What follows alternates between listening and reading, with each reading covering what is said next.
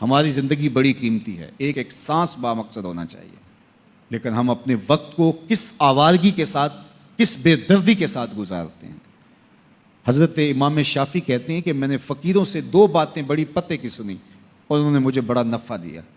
یہ بہت بڑے بزرگ ہونے کے باوجود، اتنے بڑے عالم اور فقیہ ہونے کے باوجود، یہ درویشوں کی صحبت میں جا کے بیٹھتے تھے۔ حضرت امام احمد بن حنبل کو کسی نے دیکھا کہ حضرت بشر حافی کے پیچھے دوڑ رہے ہیں، تو کسی نے کہا اتنے بڑے امام ہو اور اتنے بڑے فقیہ ہو، اس فقیر سے کیا ڈھونڈتے ہو، بشر حافی سے کیا تلاش کرتے ہو؟ تو حضرت امام احمد بن حنبل نے کہا کہ احمد بن حنبل جس رب کو مانتا ہے، بشر حافی اس رب کو جانتا بھی ہے۔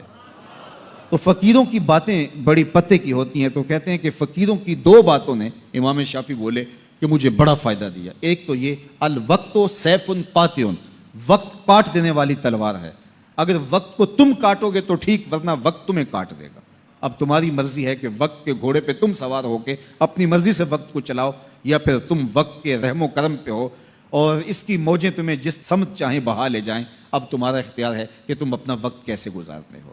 دوسری بات جس نے مجھے بڑا نفع دیا وہ یہ کہ اپنے آپ کو نیکی کے کاموں میں لگا دو، ورنہ نفس تمہیں برائی کے کاموں میں مشغول کر دے گا۔ اپنے ارد گرد تانا بانا ایسا بن لو، اپنے حالات ایسے بنا لو، اپنی دوستیاں ایسی وضع کر لو کہ تم نیکی کے ماحول میں رہو، ورنہ شیطان برائی کے اندر مبتلا کرنے میں دیر نہیں کرے گا اور نفس تمہیں جو ہے وہ شر میں مبتلا کر دے گا۔ تو فرمایا کہ کسی شخص کے اسلام کا حسن یہ ہے کہ وہ بے مقصد کاموں کو چھوڑ دے۔ ہم تو بعض اوقات بیٹھتے ہیں تو گھنٹوں بے مقصد بیٹھے رہتے ہیں اور قیمتی سے قیمتی وقت ضائع کرتے ہیں۔ حضرت اویس کرنی رضی اللہ تعالیٰ عنہ کو حضرت عمر رضی اللہ تعالیٰ عنہ اور حضرت علی المرتضیٰ رضی اللہ تعالیٰ عنہ ملنے گئے، حضور کا سلام دیا، حضور کا پیغام دیا، اللہ اکبر۔ تو ویسے کرنی تو تڑپ گئے نا، چشمان سے آنسو ہیں اور بار بار پوچھتی ہیں میرے حضور کے لبوں پہ میرا نام کیسے آیا تھا۔ حضور نے کہا تھا نا کوئی اویس بن عامر کو ملے اور میرا سلام دے اور اس سے کہے کہ میری امت کی بخشش کی دعا کرے، اللہ اکبر۔ تو یہ ملنے گئے حضور کی وصیت اور حکم کے مطابق، حضور کا سلام دیا، تو یہ بار بار کہتے تھے حضور کے لبوں پہ میرا نام کیسے آیا، اللہ اکبر۔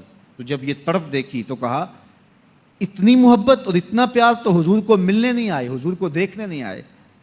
تو حضرت اویس کرنی فرمانے لگے تم نے میرے حضور کو دیکھا ہے؟ تو یہ خاموش ہو گئے، تو کہنے لگے میں نے نہیں نہ دیکھا تو مجھ سے پوچھ لو، تم پہلے بتاؤ کہ حضور کے ابرو جڑے ہوئے تھے یا کھلے ہوئے تھے؟ اللہ اکبر، تم نے تو حضور کو دیکھا ہے تو ذرا بتاؤ نا۔ پھر خود ہی فرمانے لگے جس نے نہیں دیکھا اس سے پوچھ لو۔ کہا کوئی قریب سے دیکھتا تو کھلے ہوئے نظر آتے، دور سے دیکھتا تو جڑے ہوئے نظر آتے۔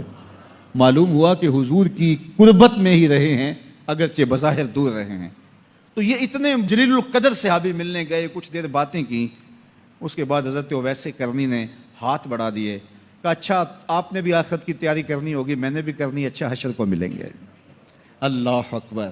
تو وقت بہت قیمتی ہے، کسی کے اسلام کا حسن یہ ہے کہ وہ بے مقصد کاموں کو ترک کر دے۔